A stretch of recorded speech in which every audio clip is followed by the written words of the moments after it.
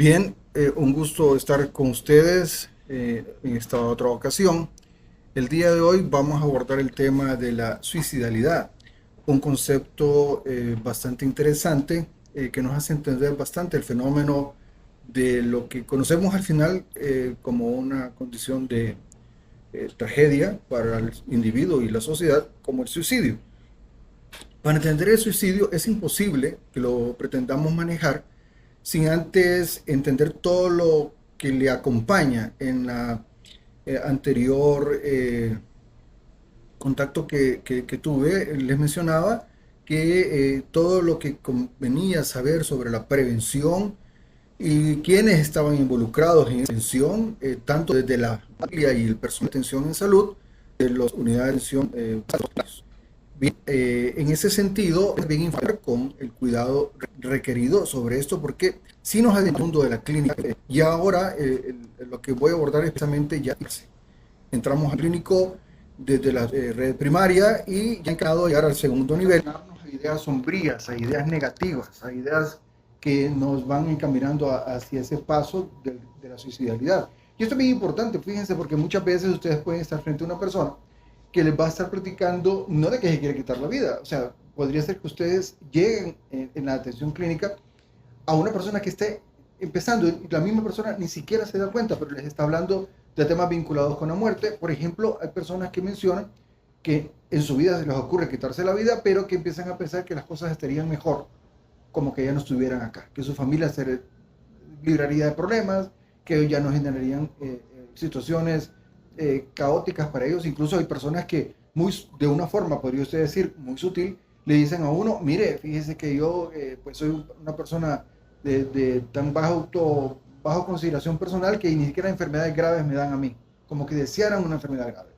O sea, son ideas de muerte, ideas pasivas de muerte, que eso es lo que usted puede encontrar en las fases iniciales de una persona depresiva, que puede estar sufriendo un síndrome depresivo y la va a escuchar. Luego, pues sí, esas viene la ideación suicida que ya es franca, que ya el pensamiento pasa de ser pasivo a un pensamiento más franco y que ya la persona pues ya está tomando la posibilidad de tomar un camino, aunque se lo dicen muchas veces, le van a decir, mire, pero yo no lo voy a hacer. Es que a veces me cruza esa idea, pero en lo absoluto, a mí mis compromisos religiosos o mi fe o mis familiares me impiden el poder hacer eso. Entonces, en ese sentido, ya usted está entrando a un poco más adentro del mundo de la suicidalidad, camino al suicidio. Luego están lo que algunos llaman actos preparatorios para el suicidio, que algunos colegas también llaman gestos suicidas. Y lo que llamamos gestos suicidas o actos preparatorios para el suicidio son aquellas acciones en que la persona, por ejemplo, dice, mire, me compré un arma, pero no lo voy a usar. Eso no tiene ninguna utilidad para mí, simplemente sencillamente la tengo ahí por cualquier cosa. O un cuchillo, o incluso algunos compran medicamentos o compran tóxicos, sustancias tóxicas, porque las tienen ahí por cualquier cosa, dirían de esa forma. Entonces ya eso es un gesto y pueden imaginárselo como que va escalando en gradas, va aumentando de a poco, se va aumentando de intensidad. Luego vienen lo que llamamos ya los gestos también autolesivos que las personas pueden encontrar ustedes, que es bien frecuente en jóvenes, aún en mayores, que se agreden, se autoagreden, se lesionan. Nosotros le llamamos automutilarse, ya lo harán con objetos cortopunzantes y se lesionan su cuerpo. Y por ahí también se da lo que da un acercamiento a lo que pues muy frecuentemente sí ya llega al hospital, que es el intento suicida. O sea, ya cuando la persona pasó de ese comportamiento de gesto o que se está autolesionando, ya concreta en un momento alguna forma de realizarlo, ya sea con medicamentos, ya sea tomando alguna decisión que lo pone en riesgo, conductas de riesgo. Tengan cuidado porque pueden haberse disimuladas, es decir, tomar en cantidades bebidas alcohólicas elevadas, sabiendo que voy conduciendo y de repente en mi mente estoy pensando que con el carro si me puedo quitar la vida y tal. Son cuestiones que son a veces detalles que nos pueden escapar en la clínica. Y por otro lado, pues está ya lastimosamente el final de todo este camino de la suicidalidad, que es el suicidio consumado, que la persona ya por lo general hace intentos previos y por lo que muy frecuentemente luego logra llevar a conseguir. También teniendo un marco referencial para que miremos que este problema no solo lo vemos nosotros aquí en nuestras comunidades, en nuestro país. Se estima que a nivel mundial hay unas 703.000 personas que se quitan la vida cada año. Eso nos lo reporta la Organización Mundial de la Salud. Y también de estos suicidios que reporta la Organización Mundial de la Salud, el 77% de ellos se produce en países de bajos ingresos y medios. Esto es un dato contrastante porque cuando uno lee los reportes de las tasas de suicidio, las tasas de suicidio más elevadas las presentan países altamente industrializados, de primer mundo, como le llamamos. Estamos hablando de los países nórdicos, Japón, el mismo Estados Unidos, son tasas sumamente elevadas. Hablando precisamente de eso, yo les traigo aquí un documento un poco histórico, si ustedes quieren. Revisando el tema me he encontrado con documentos muy interesantes que son vitales para que uno comprenda cómo el suicidio ha ido evolucionando en nuestro país. Este es un artículo de los que se presentaron en la revista médica hondureña en el año 1992 por el doctor Américo Reyes Ticas y colaboradores. Le acompañó una licenciada en psicología, una licenciada experta en neuropsicología, que pues ella colaboró con él en este estudio y encontró y reportó una tasa de 2.9 por cada 100.000 habitantes. En ese entonces, en el 92 y 93 que se publica, pues Honduras estaba dentro de los países con tasas bajas de suicidio, comparativamente con el resto de Centroamérica, ni digamos con el resto de Latinoamérica, que estábamos muy por debajo. Latinoamérica para ese entonces andaba como un 14 por 100.000, el resto de Centroamérica, Costa Rica estaba más alto que nosotros, estaba en 4 y por ahí algo por cada 100.000. Esto ha ido cambiando, obviamente, ha ido pasando el tiempo y se han ido dando otros fenómenos. No les presento otros datos que he encontrado porque estoy tomando como base que sean publicados con soporte de la universidad, de organizaciones internacionales de respeto, de la misma Secretaría de Salud, para poder presentar datos fehacientes. En nuestro país contamos con más organizaciones que nos pueden dar esa información. Aquí a continuación damos un salto al año 2022 y cito aquí este dato de este infográfico de suicidios que se presenta de enero a diciembre de 2022 por la Universidad Nacional Autónoma de Honduras. Ustedes pueden ver en la parte superior, hay un gráfico en el que ustedes observan cómo ha ido incremento, ha ido increciendo a partir del año 2012, que empiezan ellos a tener un registro de los casos de suicidio y cómo las tasas se van aumentando. Y ellos, si ustedes pueden ver en la parte superior, pueden ver cómo han ido aumentando de 5, 4, de 3, 4.5, y ha ido fluctuando hasta que en el 2017 y 2018 que encuentro yo un fenómeno particular que se disparó, se elevó hasta 5.1 y luego hubo un descenso que está reportado, y a mí me llama mucho la atención porque este descenso reportado también es reportado a nivel mundial. O sea, no les puedo dar información todavía porque estamos coincidiendo con este reporte, igual que el resto del planeta, pero hubo un descenso hasta antes de la pandemia, incluso que esto sí está documentado en reportes de estudios de situaciones traumáticas durante los eventos catastróficos como Primera Guerra Mundial, Segunda Guerra Mundial. Fíjense que las tasas de suicidio tienden a bajar.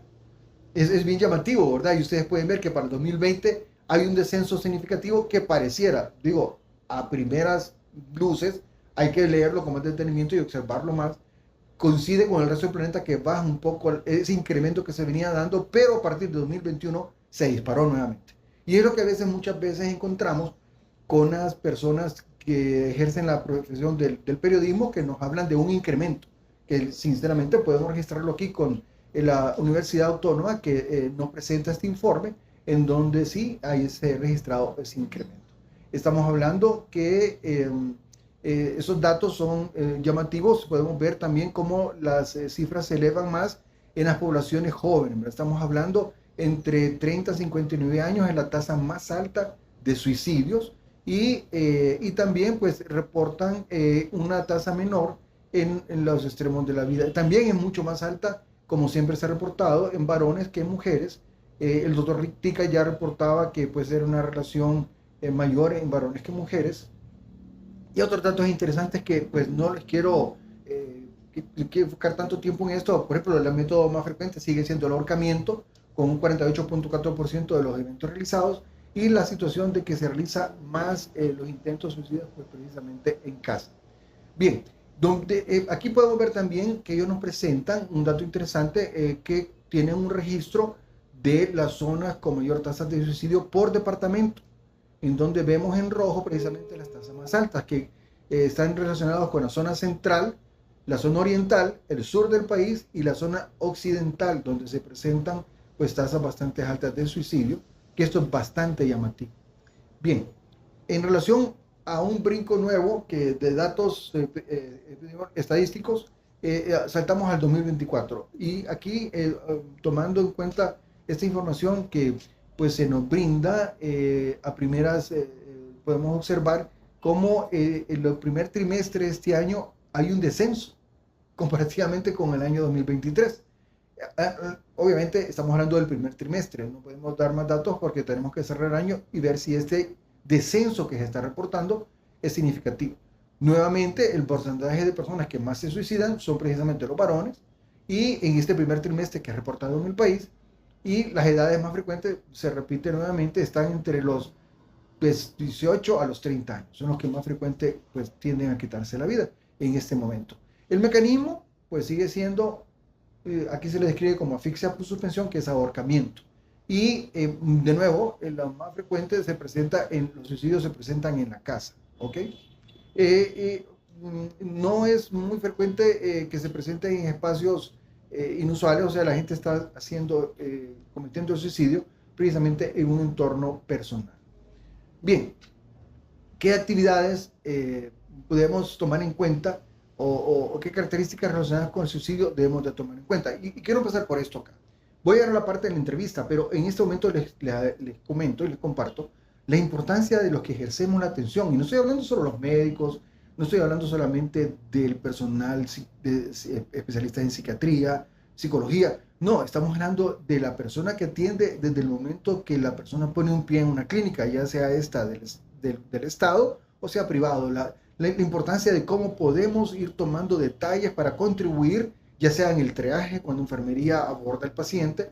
Todos los datos son importantes y tenemos que trabajar en equipo para poder, imagínense, de repente la persona que atiende en el triaje, o el auxiliar de enfermería o quien está asignado al triaje, de repente hizo un buen rapport con el paciente y ahí el paciente le brinda una información que luego pasa con el otro especialista a atenderse y ahí se cierra. Entonces, por eso es importante, y quiero hacer esa salvedad, de la importancia que todo el mundo se sienta interesado en estar muy abierto, sobre todo en la receptividad con que tratamos a la persona y en el poder obtener información que sirva mucho. Entonces, aquí voy a dar o enumerar actividades que deben de tomar en cuenta como asociadas como potencialmente suicidas, con conductas que ustedes tienen que observar. Si usted se entera de que esta persona ha hecho un testamento, tal vez en nuestro país eso no es tan frecuente, y por eso digo, pensaremos en testamento legal, o sea, eso que ocupa un abogado para yo dejarle, no. Hay testamentos que pueden ser verbales, o sea, los abogados lo saben, y esa persona puede estar hablando y diciéndole a un familiar que te voy a dejar esto, te voy a dejar lo otro, y en eso, si la familia les informa que esta persona está haciendo esto, tiene que tener un farolillo de advertencia inicial. Otra cosa, que los pacientes que les cuenten ellos mismos o algún familiar que de un tiempo atrás está poniendo todo en orden, como que de repente era su conducta, pero es como que está más involucrado en esto, o lo contrario, que no era su conducta y de repente como que está ordenando todo, lo está poniendo las cosas, no solamente físicas, me refiero a que ordene su casa, un closet, no, me refiero a cosas pendientes que hay que hacer, estas personas como tratando de dejar todo muy bien hecho y realizado, tienen que tener cuidado. Es otra advertencia que les tiene que llamar la atención. Otro punto importante también es que estas personas empiezan a proponer visitas inesperadas a amigos y familiares.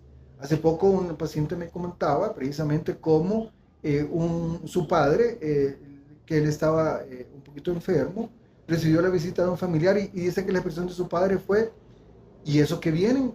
Porque el papá de este señor no sabía, los familiares no sabían que él estaba enfermo y se extrañó, ¿verdad? Entonces yo digo, esas visitas familiares de una persona que de repente está depresiva y que anda viendo amigos, que anda como despidiéndose de gente, aunque tal vez no nos va a decir que anda despidiéndose de gente, o sea, no vamos a decir que nos va a decir eso textualmente, a veces sí lo podemos escuchar, que nos dicen yo me fui a despedir de tal, eso es otro punto de advertencia, y estos puntos quiero detenerme en la parte clínica porque casi siempre pensamos en el siguiente que viene, Por claro, si a mí me dicen que esta persona, me dice el familiar, mire, traigo a mi hermano aquí o a mi hija o quien fuera, porque me descubrí que compró una pistola. Y eso, o andaba ahí que le encontré un lazo guardado en un closet. O sea, eso es un punto ya, pues obviamente que da alarma. Pero los que he dicho previamente deben de dar alarma también. O sea, no son menos despreciables que este, que por supuesto, este es que es más obvio. O sea, ¿qué anda haciendo alguien comprando un arma? Podría argumentar que está por la criminalidad o el peligro, pero siempre debe generarlos un poco de, mucha advertencia, diría yo, más que un poco.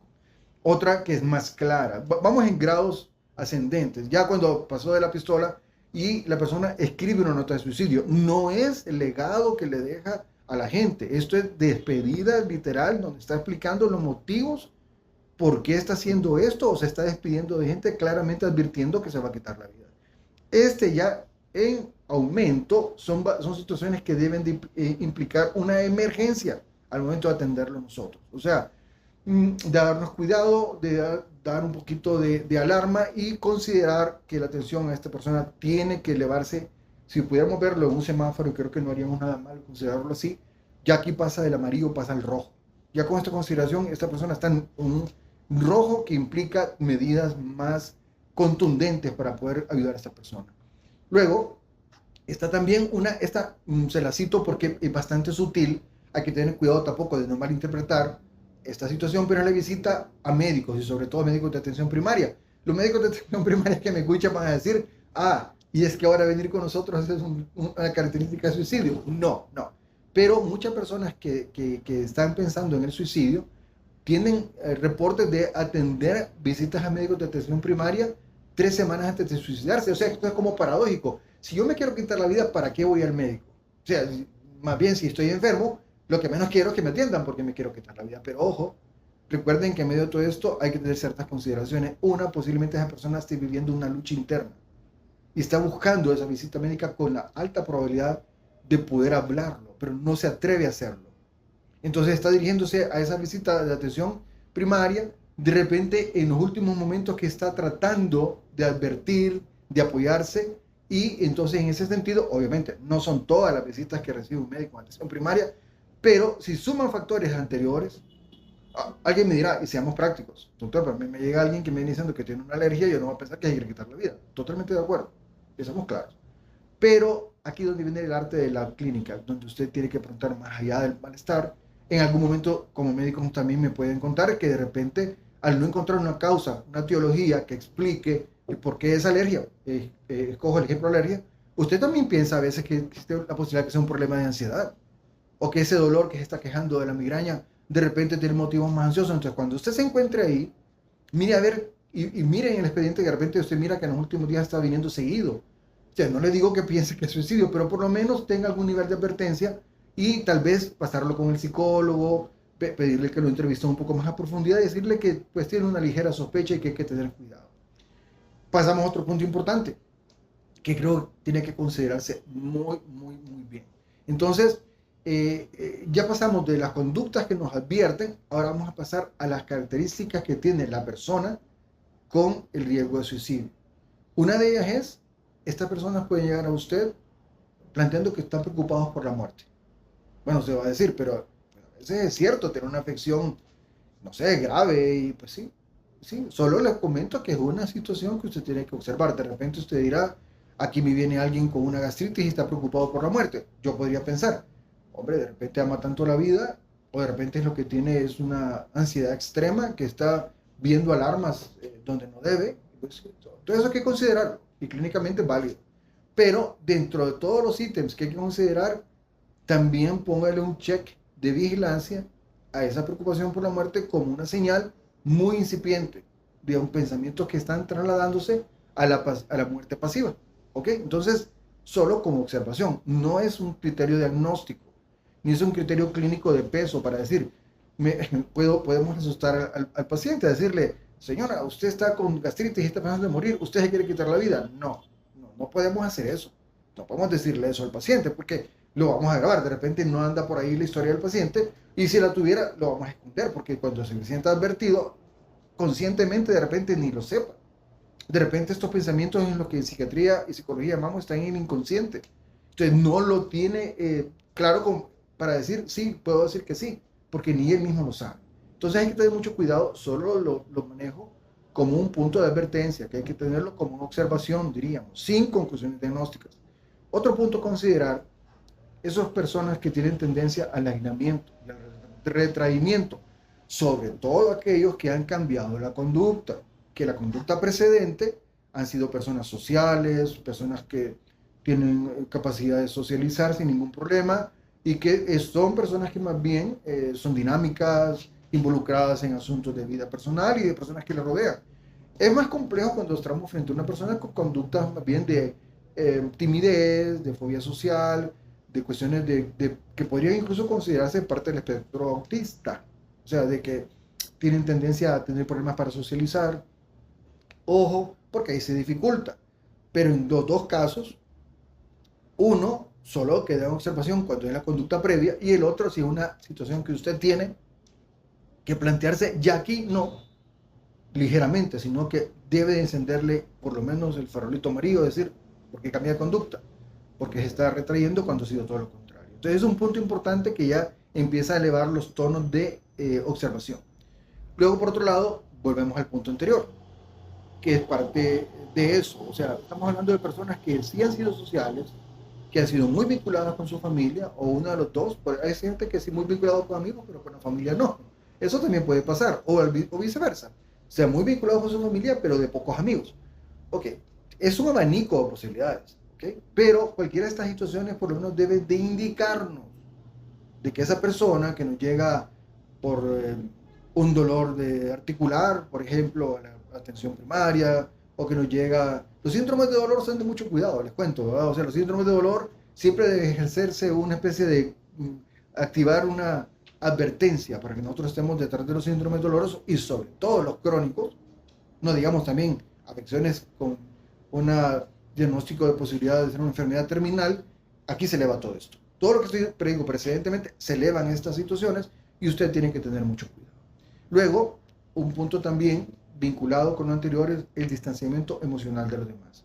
Y digo esto porque esto es bien fino. Uno podría pensar, pero ¿está diciendo usted lo mismo? No, no. Estamos hablando de que usted puede estar en medio de una población inmensa y está solo. Usted puede estar metido ahí también y estar muy involucrado. Y esos detalles se nos pueden pasar desapercibidos. O sea, un familiar, de repente no lo notamos y es poco expresivo de un momento para acá. Es un poco así como no tanto de contacto y ha cambiado, pero no tan dramáticamente. Entonces, podríamos decir que de repente diríamos, andas preocupado, se te nota que andas como tenso, o cuestiones de ese tipo, donde sí hay evidencia de que la persona no está contactando emocionalmente a los demás. Si usted es una persona que atiende clínicamente, tiene que preguntarle al paciente, y si es la familia está ahí de forma oportuna, cómo han sido estos cambios en la persona, si se está vinculando con la familia, si lo han visto un poco extraño, un poco menos expresivo de lo que usualmente es. Entonces, estos cambios deben de dar una advertencia en cuanto a las características de la persona y sobre todo que está cambiando. Ahora, en la línea de ir profundizando, también está la distracción y falta de humor o afectación del humor, diríamos. Entonces, en algunos momentos puede ser que la persona la vemos como, oye, es que ahora solo pasa metido en su mundo, dice la gente, ¿verdad? Los familiares. Y por otro lado también es como que ha perdido ciertas cosas. Entre ellos diríamos lo que llamamos en mundo clínico de la salud mental la anedonia. O sea, ha perdido el interés por las cosas que normalmente le proponen interés. O sea, las cosas que le mueven, por ejemplo, una persona que le gustaba hacer deportes ya no quiere moverse para eso, una persona que le gustaba salir o distraerse y ya no está interesada, o incluso llega a puntos bastante intensos en los cuales la misma persona puede referir que está con una desmotivación total, o sea que no le mueve nada. Eso debe advertirnos también que hay que tener cuidado y eso lo lleva también en una medida a estar más distráctil que dentro de lo que ustedes pueden evaluar en el tamizaje clínico de los síntomas de la depresión, estos dos síntomas están presentes. De hecho, la anedonia es uno de los tres síntomas cardinales de depresión. Uno de los tres, o sea, es uno de los que usted podría hacer diagnóstico solo con él. Más uno, dos que tres de forma leve, como por ejemplo el estar distraído. O sea, usted recibe a alguien que está con dificultad para expresar su su disfrute, que ya no lo siente, que no lo puede percibir, y encima le cuenta que está distraído, estamos hablando de una persona que posiblemente esté en una depresión. Y ahí pasa, ya no de leve, ya pasa moderada. So, ¿ok? Entonces, y si vienen los demás síntomas que se agregan, que le cuente que tienen problemas de sueño, ya sea que duermen mucho o duermen poco, o cualquier otro de los síntomas vinculados con depresión, esta persona pues ya entra, no vamos a decir en el riesgo de suicidio, pero en la observación, porque si vive un cuadro depresivo, vamos a estar pendientes de valorar que no evolucione al mundo de la suicidalidad, que es una de las complicaciones de la depresión. ¿Ok?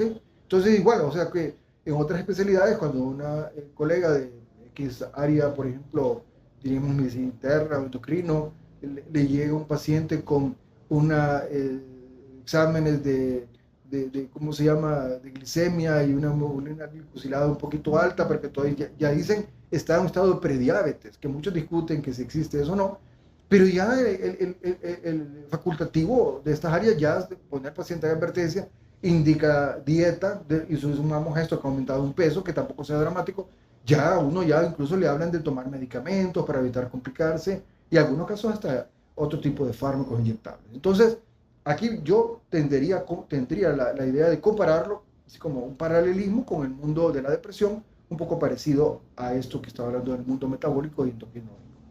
También hay situaciones que deben de advertirnos, ¿verdad?, de características. Estas personas hablan mucho del pasado, hablan mucho de pérdidas, de derrotas pasadas, hablan mucho de sentirse mal y culpable por haber vivido estas situaciones que fallaron, que empiezan a ser como un viaje hacia el pasado y empiezan a evaluarse, como uno dice, ¿por qué te estás evaluando? Esa cuestión de la evaluación personal ya le viene bien a una persona que llega a cierta edad, ya esto ya lo explicarán los estudiosos de la mente, que usted llegando arriba de los 60 y 70, pues se puede detener y hacer una evaluación de su vida como ha sido, pero estamos hablando de una persona joven, les presento estadísticas de un joven de 18 o 40 años, no tienes que estar haciendo eso.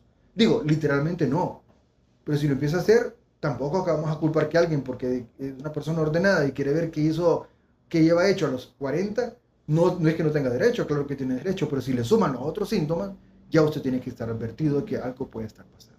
Entonces, aquí empiezan a vislumbrarse las primeras ideas pasivas de muerte.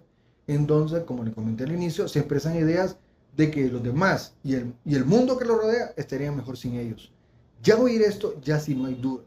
Cuando usted escucha este pensamiento, esto ya no hay duda, o sea, ya no se ponga a pensar que estamos como una pérdida de hábitat. No. Estos pensamientos pasivos de muerte, estamos entrando al mundo de la suicidalidad de forma franca. Y esto nos debe dar advertencia de que ese paciente no le vamos a dar cupo para 3 meses, a ese paciente no le vamos a dar atención, le vamos a decir que es una pitis, que se vaya para su casa, que ponga de su parte. Eso no cabe con estos pacientes, eso no puede suceder. ¿Ok? Por otro lado, más profundamente, son personas que vamos a observar que viven, diríamos como una expresión popular, atormentados.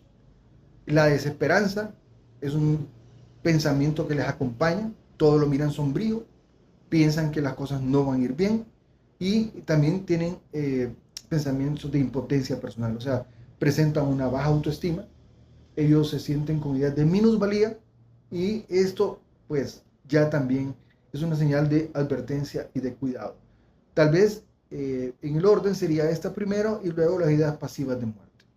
Ok, con todo esto entonces pasaríamos con esos dos insumos, tanto lo que la persona tiene como características más las señales que podemos encontrar, que son el entorno. Lo primero es el entorno, las señales que hay en el entorno que rodean a la persona, y luego la persona misma con los detalles que les he descrito. Hay un punto bien importante y me detengo a hablarlo aquí, que yo creo que Ortega y Gasset, el filósofo, planteaba, y que somos el ser humano es él y la circunstancia que lo rodea. Pues aquí estamos hablando de ese él. Primero hablamos de la circunstancia que lo rodea y nos puede dar lectura de cómo la persona está. Y luego está la persona en sí mismo, que ya pues nos da más información sobre esto. Entonces, yo pienso que a veces puede suceder que ya después de años de haber salido de la formación, uno puede creer que uno no puede evaluar al paciente, que uno cree que esa cuestión solo es del especialista, del psicólogo. Compartir esta información es para recordarles que ustedes pueden hacerlo, que ustedes deben de percatarse de esas señales. Es como que piensen que no pueden percatarse de una glicemia elevada o que no pueden percatarse de una hemoglobina glicosilada alterada. O sea, no, sí nos percatamos, tenemos esa capacidad. y cada quien en su área, por ejemplo, el área médica, el área de psicología, el área de enfermería, pero hay señales como estas que sí nos deben dar advertencia y trabajar en equipo para poder tener esos criterios más correctos y actuar prematuramente. Que aquí, al igual que la mayor parte de las afecciones médicas, el actuar en los primeros momentos de las complicaciones es el momento ideal y preciso para evitar que eso se desarrolle a más complicación. Dentro de las evaluaciones de riesgo, entonces, a considerar cómo valorar tener una intervención antisuicidio, antisuicidalidad. Entonces, aquí caemos en un punto importante. Ocupamos una evaluación clara y completa, no a medio llenar un expediente. O más que un expediente a medio llenar, una mediana entrevista, porque no se puede hacer una entrevista completa. No, aquí la entrevista clínica, y me voy a detener para decir algo importante. Si realmente queremos entrar, porque entrar al problema de una persona requiere varias características. Una de ellas, recordemos que algunas pueden andar en crisis y no nos damos cuenta, requiere que usted pueda darle a la persona la tranquilidad de hablar. Por lo tanto, antes de empezar con la entrevista clínica, desde que la toma el triaje o desde antes, esa persona tiene que dar a un lugar donde por lo menos no la agreda o por lo menos no le sean indiferente. Cuando digo agredan, no me refiero literalmente a agresión, sino que me refiero a que un desdén, un no importarme, no darle prioridad a lo que está presentando, pensar que es una más del bulto, eso es agredir a la persona en esa condición que está y en general también. Entonces, en ese sentido, se pide una especie de trabajar en ese arte del manejo clínico, lo que llamamos en psiquiatría la empatía, o que va más a profundidad con el rapport, que es el vínculo que puede hacer el terapeuta con la persona afectada. Pero entonces se les pide que por lo menos dejen las puertas abiertas para que la persona pueda sentirse atendida, porque la entrevista clínica, que cuando la tenemos que hacer, ya va la persona, ya trae sus problemas emocionales.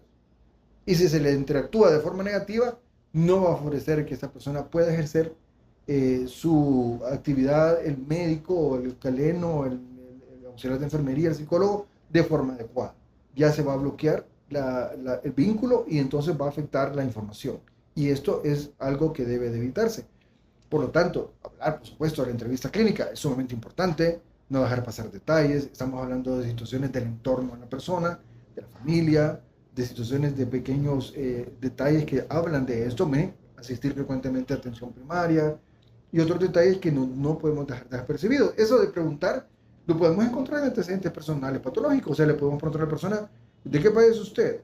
Yo no tengo que hablar mucho de esto, ustedes ya lo saben, le van a preguntar cuáles son sus afecciones y cuando ha ido a consulta y cuando ustedes pueden observar que esa persona anda depresiva y le está contando que tiene como 5 visitas en los últimos 2 meses, consultorios, entonces usted tiene que como que decir, ¿qué pasa? ¿Qué es lo que está sucediendo? Bien, por otro lado, en esa evaluación de riesgo empezamos con la suicidalidad, el riesgo de la ideación suicida. Primero que tenemos que determinar si la persona tiene pensamientos de hacerse daño a sí misma. Y recuerden ustedes que le mencionaba que no es que le vamos a preguntar, ¿y te quieres cortar? No, posiblemente tenga actitudes pasivas, que son como exponerse a situaciones de riesgo, no cuidarse de una enfermedad. O sea, preguntarle por qué está en esa disposición y no tiene esos cuidados requeridos para poder protegerse. Eso es un punto importante. Y de ahí adelante, como mayor profundidad, pues sí habría historias de preguntar, ¿te has sufrido alguna lesión? ¿Te has cortado? ¿Ha habido algún problema? Y eso es importante para empezar esta ruta de descubrir este riesgo. Luego, en el camino a la suicidalidad, pasamos a los planes de suicidio o ideación suicida. La pregunta relevante de esto es ser así franco, decirle, necesito preguntarle, o sea, ¿usted ha tenido pensamientos de hacerse daño? ¿Ha hecho algún plan? ¿Tiene pensado algo?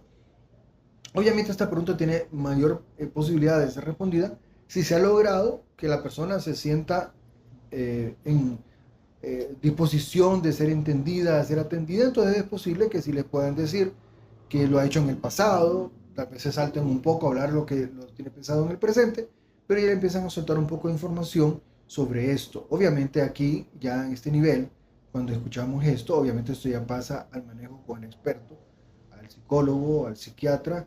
No quita, por supuesto, que a nivel primario usted tenga que hacer frente a esto porque no tiene el psicólogo a la par, ni tiene el psiquiatra a la par. Entonces, ya tiene que usted tener los cuidados del caso, hablar con esta persona de que se le va a atender, y estas situaciones que usted sabe que son más específicas, de mayor peligro, lo deben de alertar a manejar esto con cuidado y buscar el apoyo para encaminarlo a la consulta especializada, pero también y hablar de medidas preventivas, hablar con la familia.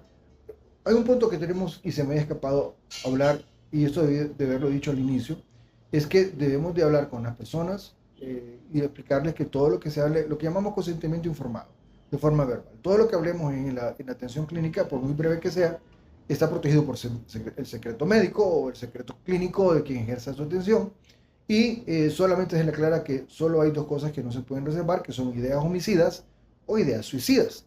Obviamente se le explica que no está obligado a quedarse en atención, porque uno como servidor de los sistemas de salud, uno no puede guardar eso porque no es éticamente adecuado. Y se lo tiene que aplicar a la persona. Por lo tanto, si esa persona, aún sabiendo esto, le comenta estos planes, obviamente usted le va a pasar a la fase de decirle, necesito hablar con un familiar suyo, usted no puede tener los medicamentos, le voy a dar unos medicamentos para que usted pues, se mejore, y va a pasar atención con tal y tal, y quiero explicarle a su familiar que va a haber una persona que va a tener cuidado con usted. Todos estos detalles, obviamente se trabajan en el área de especialidad, pero no, para encontrar un psiquiatra, para encontrar un psicólogo, no es tampoco a la vuelta, pues, ¿me entiendes? Entonces tienen que ir tomando decisiones que van en esta línea. En adelante vamos a hablar un poco del manejo hospitalario y vamos a profundizar en este tema precisamente, que va a englobar siempre a la red que implica la red primaria y la red secundaria, que ya son hospitales. Pero bueno, en cuanto a evaluación de riesgo también, tratar de, al acercarse con el paciente, valorar cuál es el propósito que el paciente tiene. Que hay que preguntarle, aunque parezca carente de sentido, ¿qué anda buscando al buscar atender esa alternativa? Eso le va a dar a usted la idea de qué tan seria la situación. O sea, usted me puede argumentar también, me va a decir, doctor, pero puede ser que me diga un disparate. Sí, ya vamos a ver casos en los que puede escuchar esos disparates. Ya voy a llegar ahí. Pero siempre es bueno, porque usted está hablando con una persona que, porque esté depresiva o ansiosa, o viceversa, las dos cosas, no quita que no tenga lucidez, no quita que le pueda explicar que pasa por alguna situación, una pérdida familiar, una pérdida de un matrimonio, el dolor por una infidelidad de la pareja. O sea, son situaciones que pueden llevar a la persona, las pérdidas son de mucho riesgo en estas situaciones. Entonces, eso puede orientarlo usted también, que sí, qué tan peligroso está la situación, y si esto lo puede usted vincular con esa búsqueda del motivo de muerte, considerando el suicidio como vía para llegar a ella. Otra situación poco frecuente, que sí viene siendo más bien parte de la atención ya más especializada, pero también a nivel primario, es, hay que valorar esto es bien delicado, esto casi también cae un poco al mundo de la medicina de elaboración legal y tal, pero cualquier situación de probable suicidio debe ir acompañada también de una investigación sobre el potencial de cometer homicidios de esa persona. Me detengo aquí para explicarles esto. Me imagino, no sé si todos lo habrán visto, se han enterado noticias que se dan cuenta que la persona que cometió el suicidio no lo cometió y diríamos solo él perdió la vida, sino que a veces acompaña a su suicidio con el asesinato, el homicidio de otra persona, ya sea su cónyuge, a veces hijos. Esta semana se hablaron noticias de una suegra y una hija que fueron pues asesinadas y alguien cometió el suicidio. O sea, digo, ¿por qué es importante esto? Porque el hecho que yo en atención primaria detecte a alguien con riesgo de cometer esto, o que lo esté mencionando, o que lo esté indicando, esto eleva las alarmas no solo el hecho de atenderlo a la persona, sino la protección también de la familia, para que pues se eviten estos riesgos y tener cuidado. Aquí es donde nos damos cuenta de la alta responsabilidad que tenemos al atender estos casos, porque tenemos que tener acciones preventivas para evitar que estas tragedias se lleven a cabo.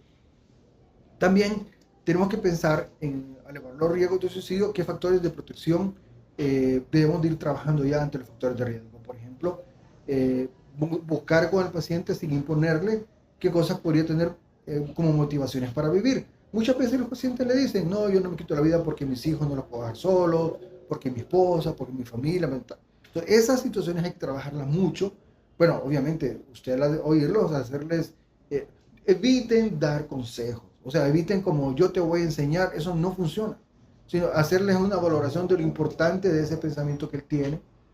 O sea, no se lo vamos a imponer, se lo vamos a resaltar, le vamos a decir que sí, es muy importante eso que él está pensando, que hay que enfocarse en darle salida a su problemática basándose en ese punto donde él se siente. Si no lo tiene, planteárselo. Si es una persona de familia, una persona que tiene una motivación de vida, trabajar con ellos este punto, camino a darle atención. Imaginémonos que está entrando a la unidad de atención crítica y ustedes lo que están haciendo es subiéndolo a la camilla, poniéndole su suerito para llevarlo a atender, y todos esos cuidados van encaminados para que después llegue el otro colega que le va a intervenir si es un problema, qué sé yo, cardiológico y de cualquier otra índole, pero usted ya lo lleva caminado. O sea, ya usted va ayudándole con estos pensamientos y lo va llevando a una situación pensando en eventos. Si usted logra que una persona vuelva a pensar en el futuro, pero de una forma positiva, o por lo menos no tan negativa, está haciendo algo importante, que ya se le replantean objetivos a largo plazo, que ella pueda reconsiderar. Obviamente, la persona que está en este punto no cree en nada de eso, pero por lo menos que usted sea un factor que le pueda permitir, con todo el respeto del mundo y la dignidad de la persona, como ir reconsiderando estas posibilidades. Y hay preguntas que son, pues, diríamos, importantes. Si no está tan claro todavía la posibilidad de que quiera quitarse la vida, de que quiera privarse de la vida, habría que hacer preguntas como, ¿qué harías si sintieras deseo de suicidarte? Aunque usted lo está sospechando, si lo está agarrando en la parte de la ideación suicida, en la parte inicial, incluso la persona se puede hasta molestar porque le va a decir, pues ya estoy diciendo que yo no me quiero quitar la vida, nos podría responder. Y nos va a decir, yo lo que estoy planteándole es que pienso, pero igual, pero pregúntese, ¿sí? ¿Qué pasaría si yo sintiera deseo? Y eso para ir generando un vínculo con una persona con mucho cuidado y delicadeza. Ahora, hablando de todo esto, los riesgos, lo del entorno que nos habla, lo del paciente que tiene características que nos orientan, ¿qué alertas entonces podemos resumir? Entonces, aquí les presento 12 situaciones que deben alertarnos como un servidor de salud, ya sea médico, ya sea auxiliar de enfermería, ya sea de enfermería, psicólogo, por un potencial riesgo de suicidio. Punto número 1. Pacientes con planes definidos de suicidarse. O sea, esto está fácil, ¿no? Las personas que piensan o hablan sobre el suicidio están en riesgo. Si usted está hablando con alguien que le está platicando eso, ya es una persona de riesgo. Es una alerta número 1. Sin embargo, hay personas que tienen un plan, por ejemplo, no han comprado el arma, pero están pensando en comprarla y comprar balas, y ha hecho aquí yo menciono una declaración, pero viene siendo un comentario, un familiar se dio cuenta, que ya les ha hablado, que está pensando en esa posibilidad. Esta persona está número 1 en riesgo. El comprar una pistola es un mal señal, pero pésima señal. Y no digamos sin municiones y lo demás, ¿no? Obviamente está ya pues en un plan ya casi propenso a llevarlo a cabo. Segundo punto, pacientes que han tenido un patrón sistemático de comportamiento, que ya están haciendo actividades que están empezando a dejar la vida. Por ejemplo, ¿qué? Yo se lo mencionaba al inicio. Despedirse de amigos, hacer un testamento, eso es bien grave. Las cosas por escrito son señales muy delicadas. Un testamento, escribir una nota de suicidio o desarrollar incluso planes funerarios. Usted tiene una persona que le está contando que ella tiene, bueno, hay que tener cuidado, porque mucha gente previsora también tiene ya pues planificado qué va a pasar para que su familia no se le cargue, hasta ha comprado el lote y todo, pero no me refiero a esos casos, me refiero a una persona que de repente se dan cuenta que está haciendo ya todos sus planes y acompañado de síntomas como el que les menciono. O sea, aquí es una nota de advertencia. Obviamente estas preguntas usted puede notar que sí pueden preguntarle al paciente, se las puede decir, pero otra parte de la entrevista, se me escapaba mencionarlo, es también atender a la familia, siempre respetando la secretividad del paciente. Pero es importante escuchar a la familia, porque la familia puede darle información más ampliada que sí le dará más criterio a usted para tratar estas alertas. Alerta, y repito, como con énfasis, saber que hay un arma. No que la compró, no, saber que hay un arma. Y sobre todo, señores, una pistola. Las pistolas de las armas de fuego son los objetos que más frecuentemente pues llevan a las personas a cometer suicidio, que le facilitan, perdón, cometer suicidio. Hablamos que estadísticamente, y se lo mencioné al inicio, que el más frecuente es el ahorcamiento, o como se le llama, asfixia por suspensión, que es el que más frecuente se presenta. Por lo tanto, otro instrumento de riesgo es precisamente las cuerdas y las sogas. Lo que pasa es que esas son más desapercibidas en un hogar. O sea, que hay una cuerda en una casa, que hay una soga, hombre, como que no nos asusta, pero si sabemos que esa persona anda comprando eso, tiene que advertirnos. Eso sí, tiene que preguntar a la familia. ¿Ha estado comprando cuerdas o sogas y tal? Eso podría facilitar orientarnos más. Un cuarto punto, que es bien delicado, son los síntomas psicóticos. Sobre todo, fíjense, en adolescentes. El doctor Kelleher y colaboradores hizo un estudio, como recuerdo, como de 1.112 jóvenes que estudió, y en él encontró que un indicador en esta población, que no solo en esta, que en adulta también, tiene un alto riesgo de suicidio. O sea, que la persona, además de depresión, esté con cambios psicóticos, alucinaciones auditivas, bueno, las visuales que hay que estudiarlas por organicidad. Esto le pone un plus, ¿ok? Lo pone en mayor estado de gravedad. O sea, este rojo más una cruz, o sea, rojo plus, diríamos. Otro es estar bajo la influencia del alcohol, eso es un agravante. Y otras drogas, sobre todo, que alteren la mente, pero sobre todo aquellas que tienen un efecto depresor. El alcohol inicialmente sabemos que nos puede excitar, pero posteriormente provoca un efecto depresor. Cuidado ahí, porque en ese momento depresivo, ya agravado con el que tiene, puede llevarlo al momento de hacer algo.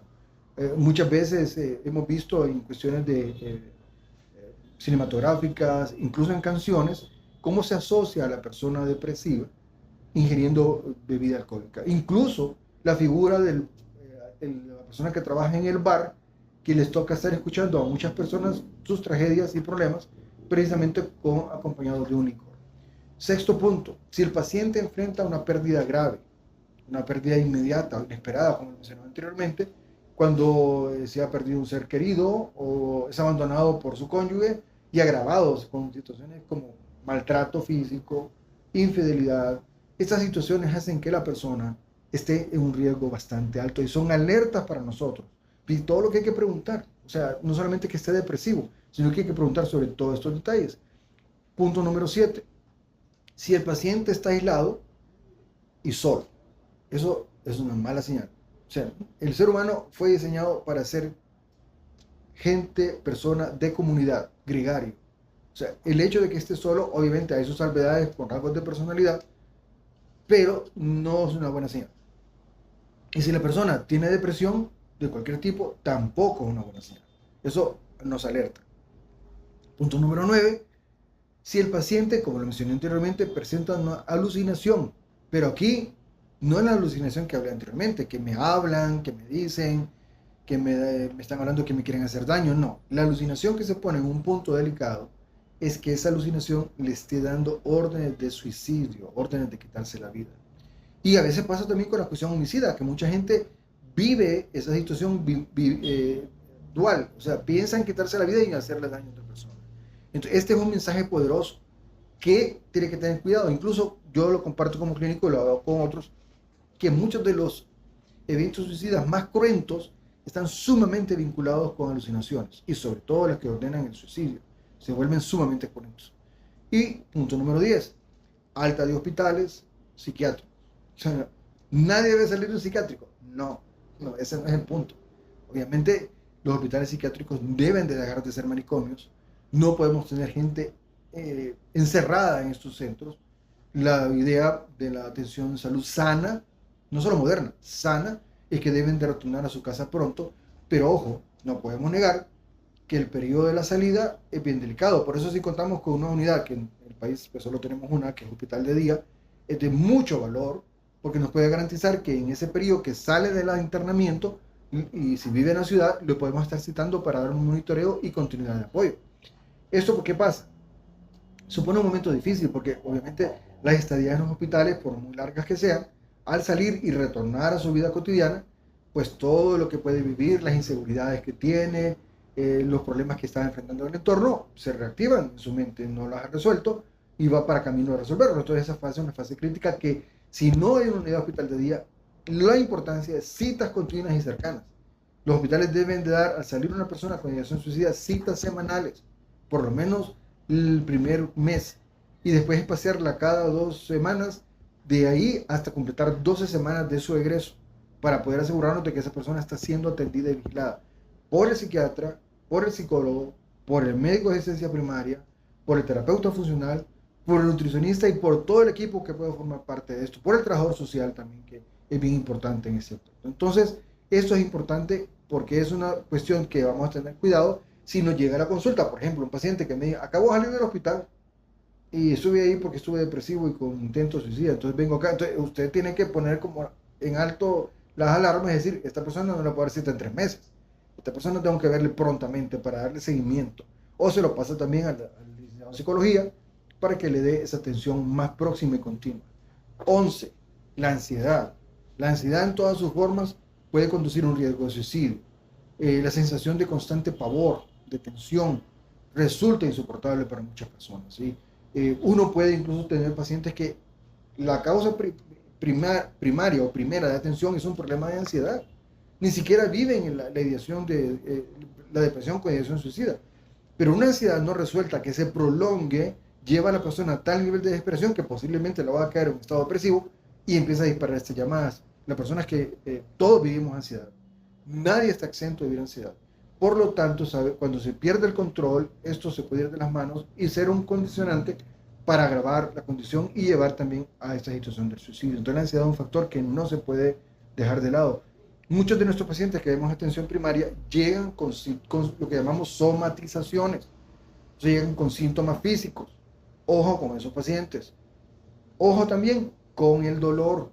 Las somatizaciones con dolor son situaciones que hay que darle un seguimiento cercano, porque ansiedad, depresión, somatizaciones y dolor no son una buena combinación. Son combinaciones que nosotros nos tienen que poner en alerta. La voy a repetir. Ansiedad, depresión, dolor y somatización en general no son buenas combinaciones. ¿Ok? Bien. Y punto 12, final. Los sentimientos del médico.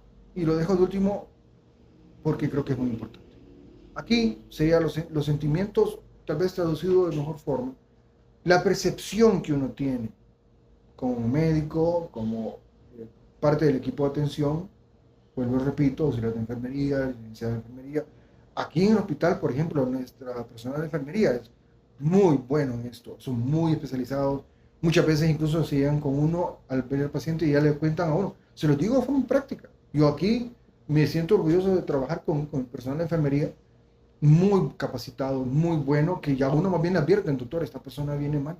Y le digo, ¿por qué? Y ya le explica a uno, ¿no? Yo lo percibo depresivo y tal. O sea, esa percepción, imagínense, somos personas que estamos metidos en hospitales tratando esto de forma diaria, pues ese olfato clínico hay que hacerle caso, hay que hacerle bastante caso, independiente de lo que diga al paciente, ¿verdad? Obviamente no vamos a proponer hacer cosas que vayan contra la voluntad de él, pero sí es importante que no sientan de menos esa percepción que usted tiene como psicólogo, como auxiliar de enfermería, como licenciado de enfermería, como nutricionista. Si usted está familiarizado con esto, vaya, o no lo está, pero usted percibe que hay algo que no le encaja y que usted está pensando que aquí hay ideas que no están normales y negativas. Cuando digo normales, que si está como percibiendo que la persona está pensando en cosas vinculadas con la muerte, hágase caso.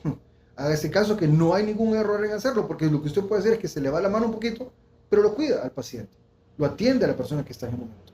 Y puede ser la advertencia que pudo haber pasado percibida para otros funcionarios de la atención en salud. Bien, con esto termino esta fase esperando prepararme para lo que ya es la llegada al hospital o las unidades de atención hospitalaria, y ustedes pueden ver, ya aquí entramos un poco a eso, a esas situaciones de lo que implica la atención desde el entorno, la persona y las advertencias que tenemos que llevar a cabo. Nos queda un mundo muy importante que es a nivel hospitalario, que es la revisión del estado mental del paciente y cómo con nuestro examen mental que hemos ya aprendido nos encamina a poder realizar la intervención. Y termino con esto. La intervención no solo es farmacológica. Por supuesto, saber escoger el fármaco preciso es un punto importante en la atención, pero la atención no la da una pastilla, la atención la da usted, la doy yo. Y es el momento que nos volvemos medicina para el paciente. Y nuestros pacientes con ideación de suicidio o suicidalidad ocupan de nosotros más que una pastilla. ¿Ok? Gusto saludarlos.